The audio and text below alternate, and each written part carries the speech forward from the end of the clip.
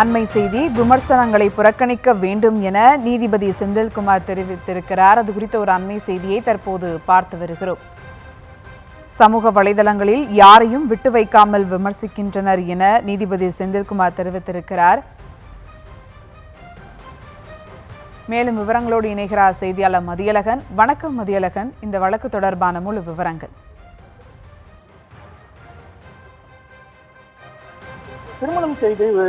திருமணம் செய்து ஏமாற்றிவிட்டதாக ஆடை வடிவமைப்பு நிபுணர் காயத்ரி செல்டா சமூக வலைதளங்களில் அவதூறு பரப்ப தடை விதிக்க கோரி சமையல் கலை நிபுணர் மாதம்பட்டி ரங்கராஜ் சென்னை உயர்நீதிமன்றத்தில் மனு தாக்கல் செய்திருந்தார்.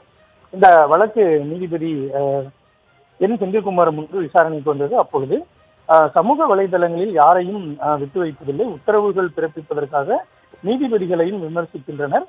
தனிப்பட்ட முறையில் குடும்ப உறுப்பினர்களை குறிப்பிட்டும் முந்தைய கால நிகழ்வுகளை குறிப்பிட்டும் விமர்சனங்கள் முன்வைக்கப்படுவதாகவும் நீதிபதி குறிப்பிட்டார்.